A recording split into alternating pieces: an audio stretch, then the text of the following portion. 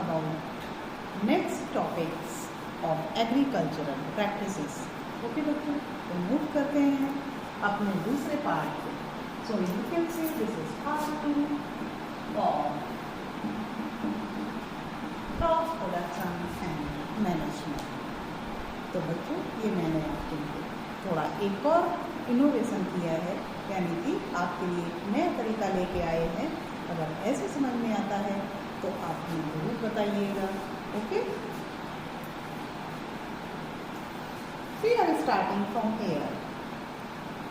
In the form of a story, we are going to study about crop production and management. Okay, so here two friends are there. One is बूझो and another is पहेली. तो ये बूझो और पहेली कहानी को, यानी कि खेती बाड़ी की कहानी को, एग्रीकल्चर की कहानी को, कृषि की कहानी को, खेती की कहानी को आगे बढ़ाते हैं. ठीक है, तो चलते हैं. Paheli and Boojho went to their uncle's house. During summer vacation, their uncle is a farmer. One day they saw some tools like खुरपी, sickle, shovel, plow, etc. in the field.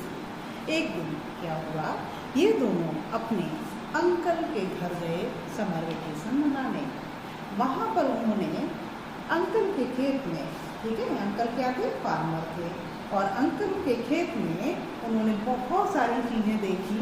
Plough देखा, शॉवल देखा, खुरपी देखी, है ना.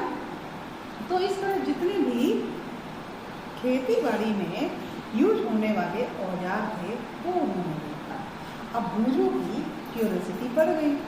बूझो की क्या क्यूरियोसिटी बढ़ी, उसने बोला कि I want to know where and how we use these tools. मुझे जानना है, मुझे जानकारी लेना है अपने अंकल से कि आखिर ये टूल्स हैं क्या, और इन टूल्स को हम कहाँ पर और कैसे यूज करते हैं.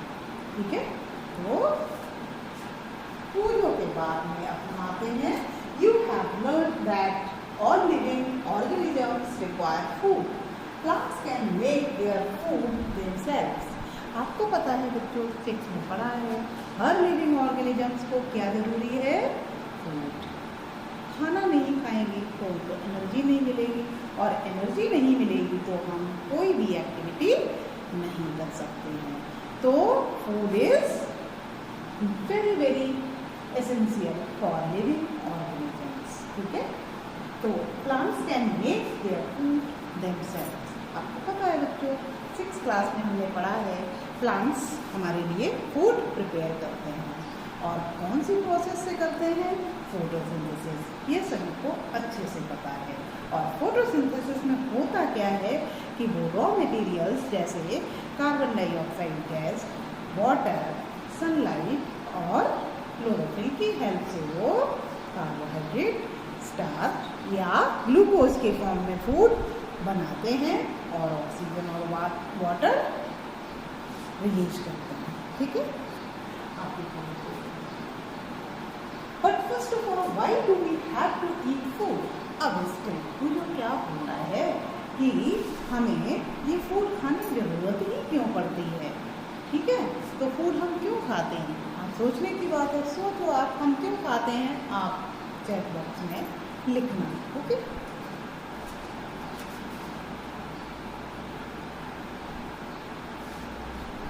you already know that energy from the food is utilized.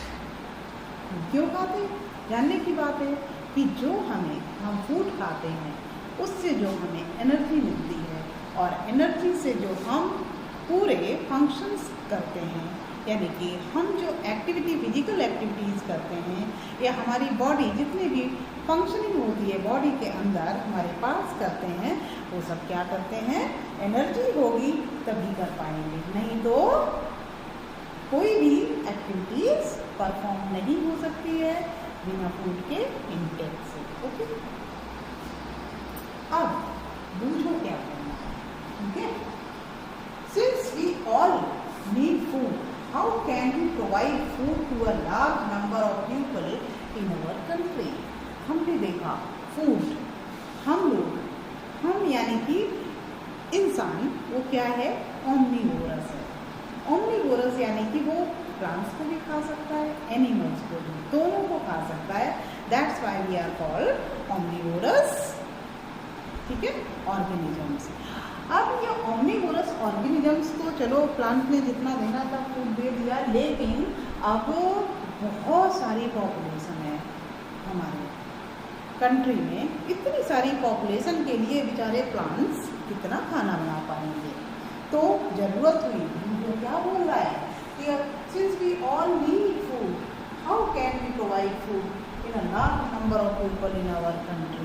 हमारे सारी दुनिया को यानी कि सारे कंट्री वाले पीपल को हम कैसे इतना सारा खाना प्रोवाइड करा पाएंगे, तो हम कहाँ से लाएंगे।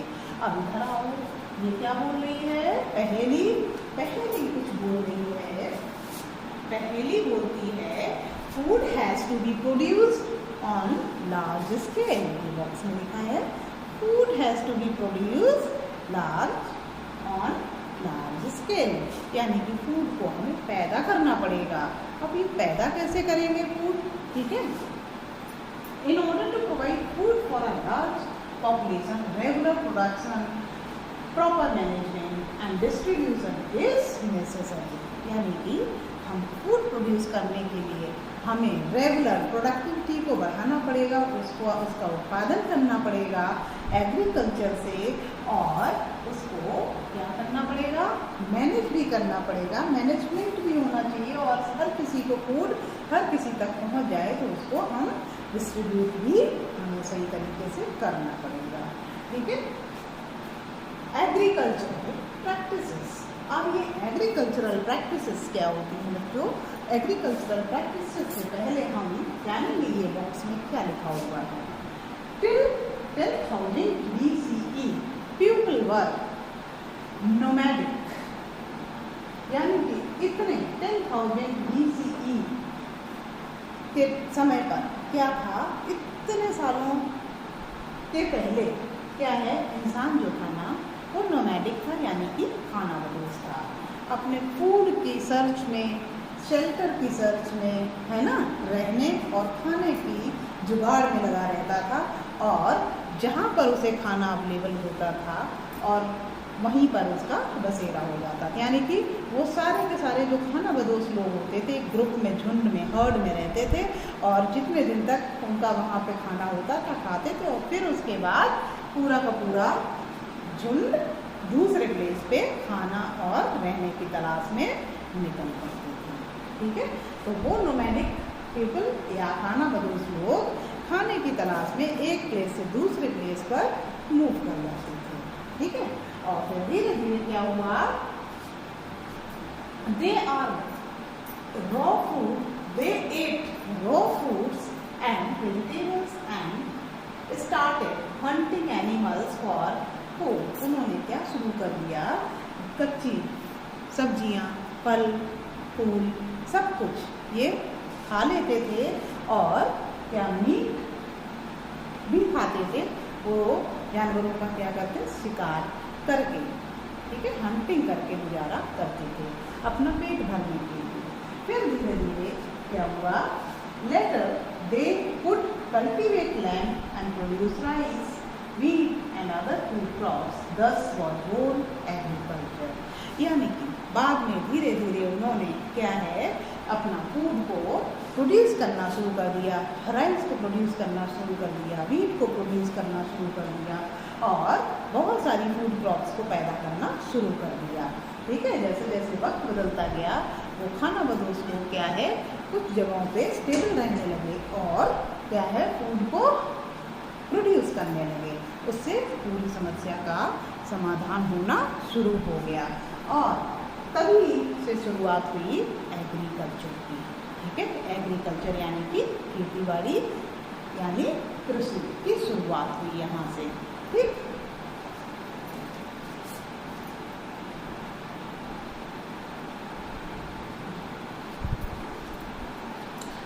अब देखो बच्चों, एग्रीकल्चर हमें पता है कि जो भी हम प्रोडक्शन करते हैं, खेती बाड़ी करते हैं, क्रॉप फूड्स का प्रोडक्शन करना, ही खेती बाड़ी बोलते हैं, यील्डिंग करना इसको भी खेती बाड़ी बोलते हैं।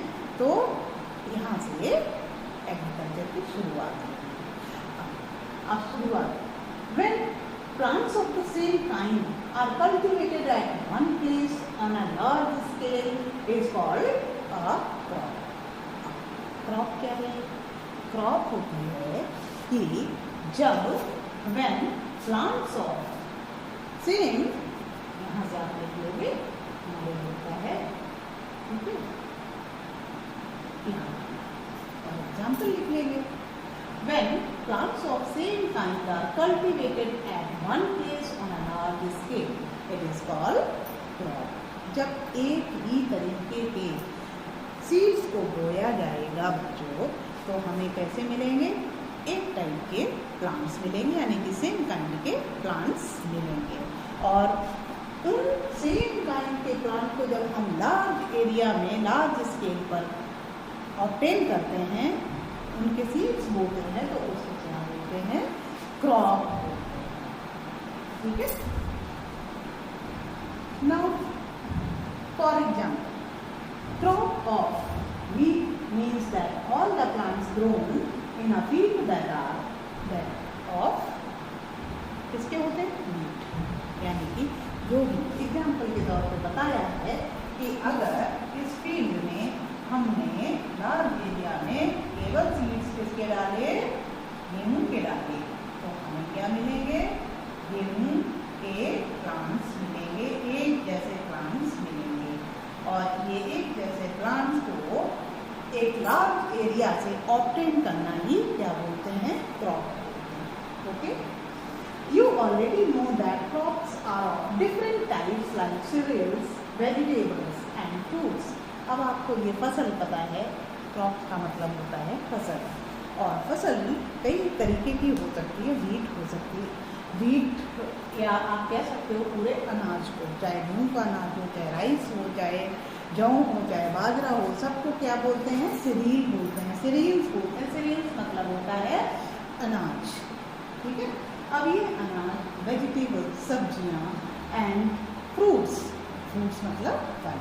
तो इस तरह की हम क्या करते हैं? सारी क्रॉप्स को पैदा करते हैं, प्रोड्यूस करते हैं। ठीक है। तो सबको क्या बोलते हैं?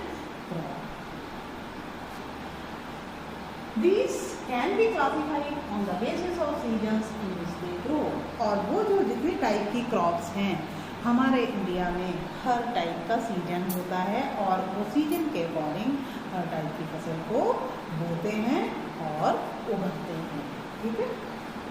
India is a vast country. The climatic conditions like temperature, humidity and rainfall vary from one season to another. Accordingly, there is a rich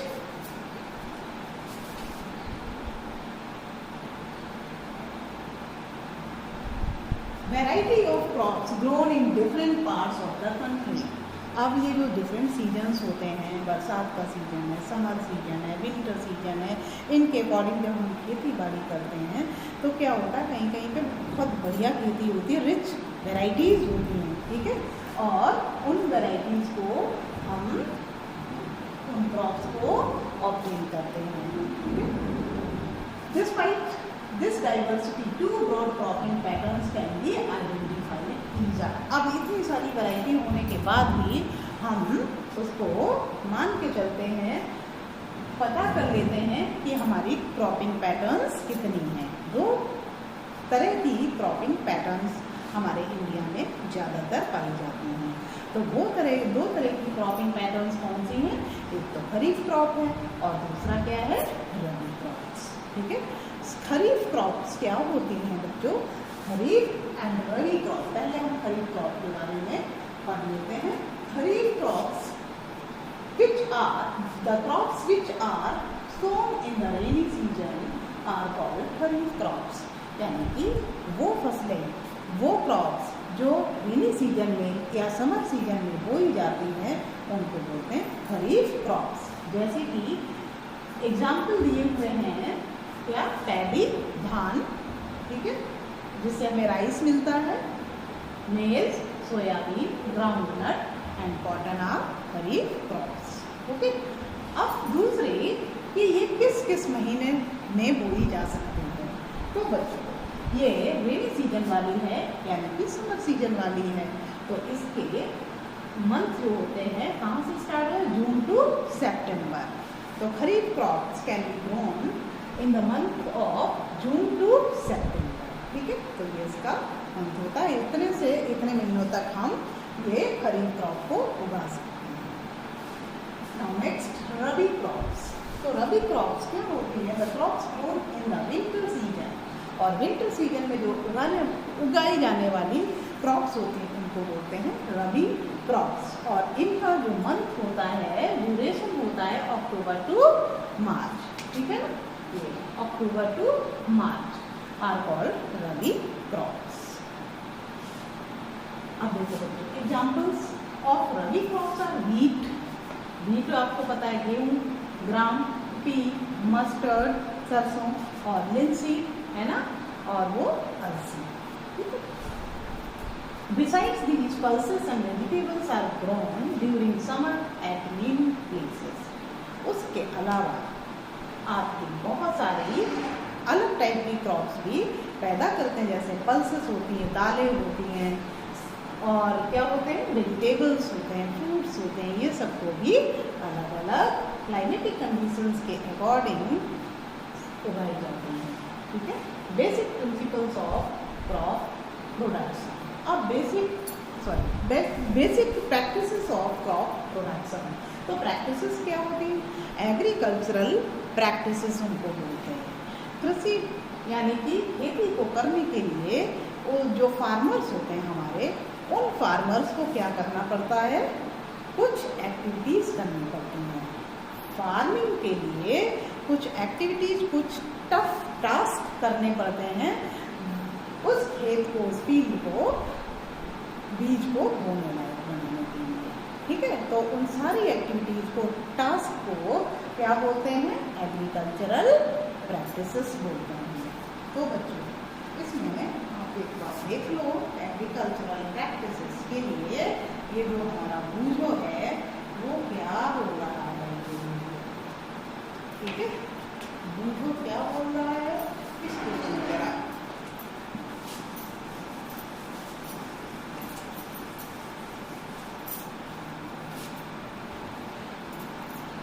Why paddy cannot be grown in the winter season?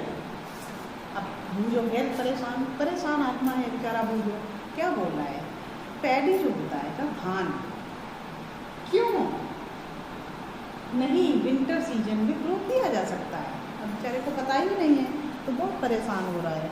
तो उसकी सहेली है ना या बहन है, जो भी मान लो इसको, ये क्या है, पहेली। ठीक है, तो ये पहेली बता रही है, paddy requires a lot of water, therefore it is grown only in the rainy season.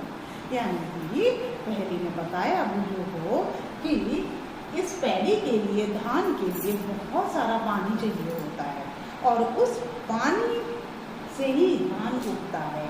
अगर उसमें पानी नहीं होगा पैडी के लिए, खेत में पूरा पानी नहीं भरा होगा, तब तक पैडी ग्रो नहीं हो सकती है। ठीक है, तो इसको बहुत सारा पानी चाहिए होता है उगने के लिए, इसलिए ये कहाँ पे, विंटर सीजन में नहीं लगाया जा सकता है धान को, समर सीजन। समर सीजन में और क्या होता है, रेनी सीजन होता है, यानी कि खूब बरसात हो जाती है। अगर हम लोग खेत को पानी नहीं दे पाते तो कोई बात नहीं, कहाँ से भगवान उसको दे देता है, यानी कि बहुत सारा पानी की बरसात हो जाती है। बरसात का पानी जब खेतों में भर जाता है तो धान और खुश हो जाता है और खूब अच्छा ग्रो करता है। Right, cultivation of crops involve several activities undertaken by farmers. यहाँ से आप क्या करोगे, इसको देखोगे। ठीक है, activities undertaken by farmers over a period of time, यानी कि उस क्रॉप्स को, कल्टिवेशन ऑफ क्रॉप की पैदावार के लिए क्या करते हैं किसान, कुछ एक्टिविटीज करते हैं। ठीक है, बहुत समय से करते चले आए हैं। फार्मिंग के लिए उस खेत में बहुत सारी मेहनत करनी पड़ती है, बहुत सारी एक्टिविटीज़ करनी पड़ती है, जैसे कि निराई गुड़ाई खुदाई प्लॉइंग, ये सब क्या हैं, ये सारी एक्टिविटीज़ हैं। तो उन सारी एक्टिविटीज को क्या बोलते हैं? Agricultural practices. ठीक है, एग्रीकल्चरल प्रैक्टिसेस। अब वो प्रैक्टिसेस हैं क्या? ठीक है, तो वो हम देखते हैं एग्रीकल्चरल प्रैक्टिसेस कौन कौन सी हैं। अब इसको थोड़ा पढ़ भी लेते हैं। क्या है? You may find that these activities are similar to those carried out by a gardener or even by you when you grow ornamental plants in your house. These activities or tasks are referred to as क्या है? Referred to as agricultural practices. अब बच्चों देखो, जैसे हम लोग अपने घरों में गार्डन होते हैं ना हमारे घरों में या गमलों में, ठीक है, कहाँ पर क्या करते हैं? बहुत सारी एक्टिविटीज़ करते हैं। अपना गार्डन ऐसे थोड़ी ना, हमारे हमको अच्छे अच्छे फूल और पौधे मिल जाते हैं, तो हमें उसमें उनकी देखभाल करनी पड़ती है, वाटरिंग करना पड़ता है, यानी कि पानी देना पड़ता है, और उसके रूट्स को क्या है, प्लांट्स की रूट्स को अच्छे से ऑक्सीजन मिल सके, नाइट्रोजन मिल सके, तो खाद भी डालनी पड़ती है, और उसको क्या टर्निंग लूजनिंग भी करना पड़ता है सॉइल को। तो ये सारी एक्टिविटीज़ हमें करनी पड़ती है। उसी तरीके से क्या है, फार्म में भी, खेत में भी, ठीक है, ये सारी एक्टिविटीज़ फार्मर को करना पड़ता है, तब खेती हो पाती है। ठीक है, तो उन टास्क या एक्टिविटीज़ जो एग्रीकल्चरल प्रैक्टिसेस में इन्वॉल्व हैं वो कौन कौन सी हैं?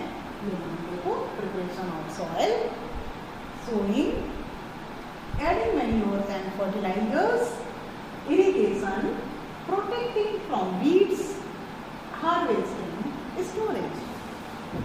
आपको वैसे तो थोड़ा सा बता ही दिया हमने फर्स्ट पार्ट में। प्रिपरेशन ऑफ सॉइल यानी कि क्या है, खेत को प्रिपेयर करेंगे, बहुत अच्छे से उसको खेती के लायक बनाएंगे, पानी दे देंगे, और कुछ खाद वगैरह की कमी होगी वो भी दे देंगे। तो इस तरह से क्या है, उसको टर्निंग लूजनिंग कर देंगे। तो ये सब प्रिपरेशन ऑफ सॉइल में आ जाता है। फिर उसके बाद sowing, putting of seeds into the soil with the help of seed drill. आपको बताया था, सीड डालना ही इसको सोइंग बोलते हैं सॉइल में। और फिर एडिंग मैन्योर एंड फर्टिलाइजर्स। अब कोई कमी है, डेफिशिएंसी है सॉइल में किसी भी खाद वगैरह की, न्यूट्रिएंट की, तो उसमें क्या, या तो मैन्योर डाल देंगे या फर्टिलाइजर्स डाल देते हैं। ठीक है, अब नेक्स्ट इरिगेशन।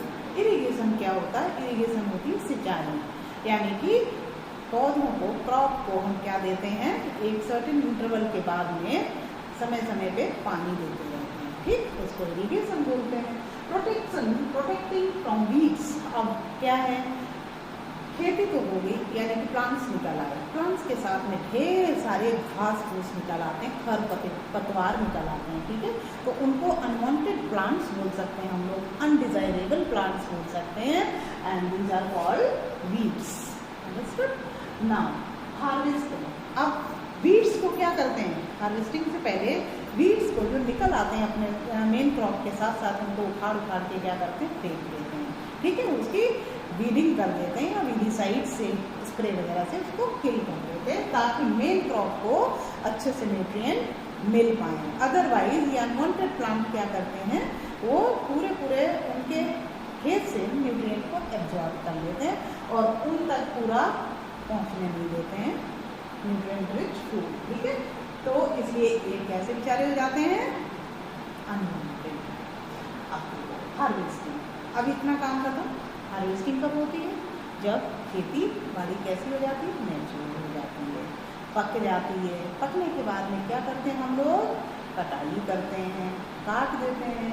ठीक है, गेहूँ को काटने के लिए हम सिकल यूज करते हैं, आपको बताया था हमने। इस टाइम पर क्या होता है, ऐसे सिकल। ठीक है ना, ये हंसिया हो गया। ठीक, इससे कटाई करते हैं। स्टोरेज।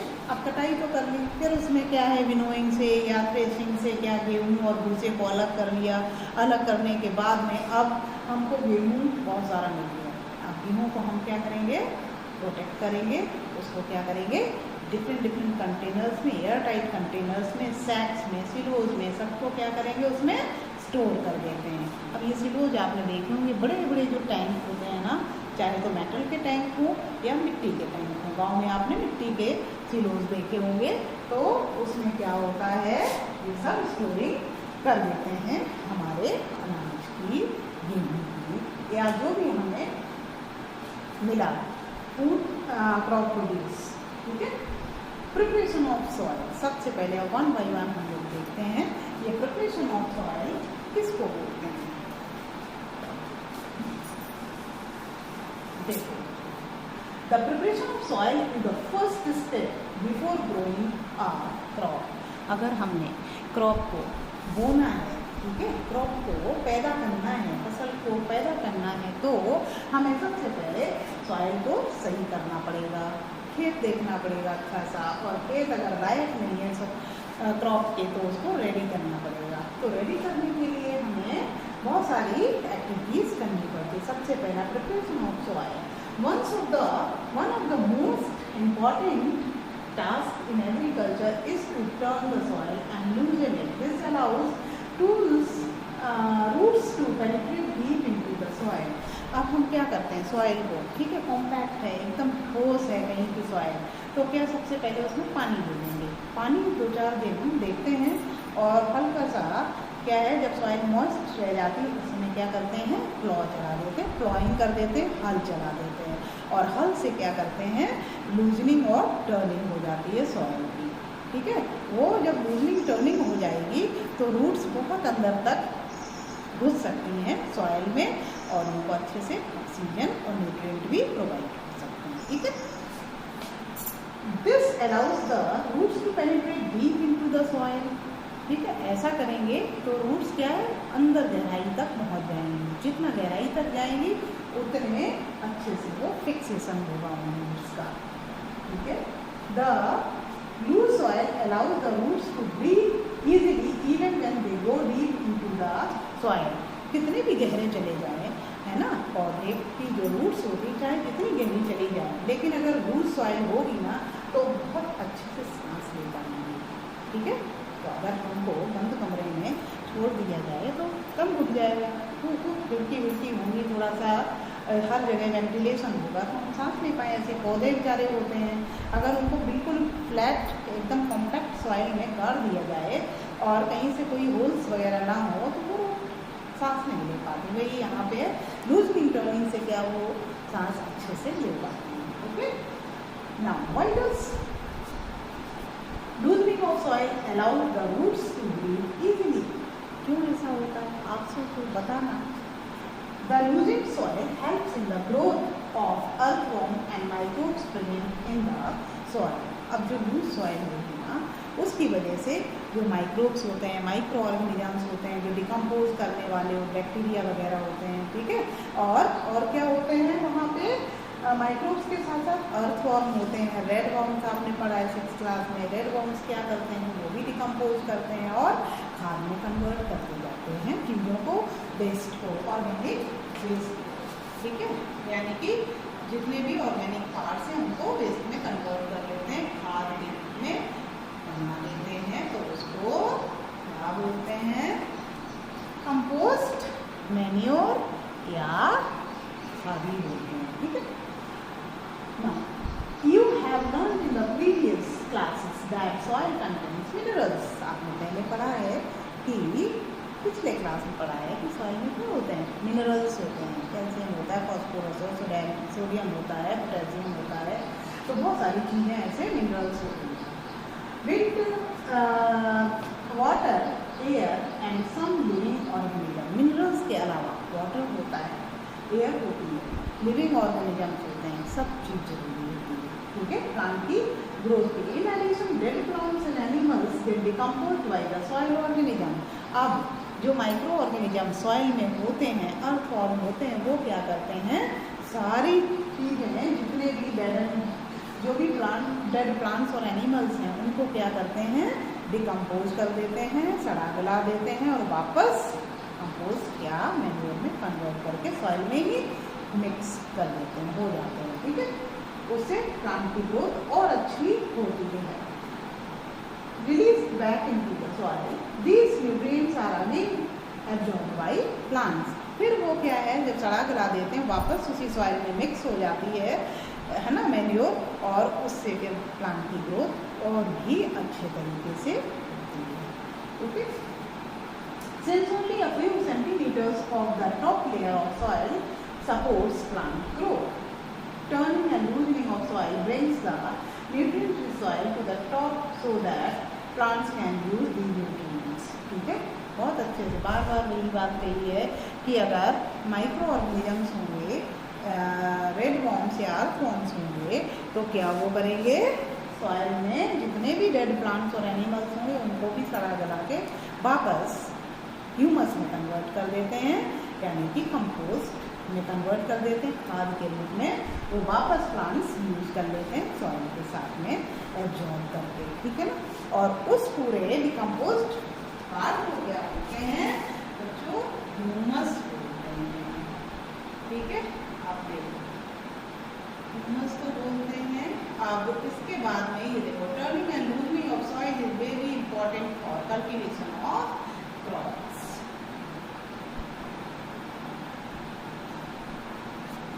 आज बच्चों इतना रखते हैं, फिर देखते हैं नेक्स्ट पार्ट में आपसे मिलते हैं. तब तक आप please keep subscribing my channel and like it.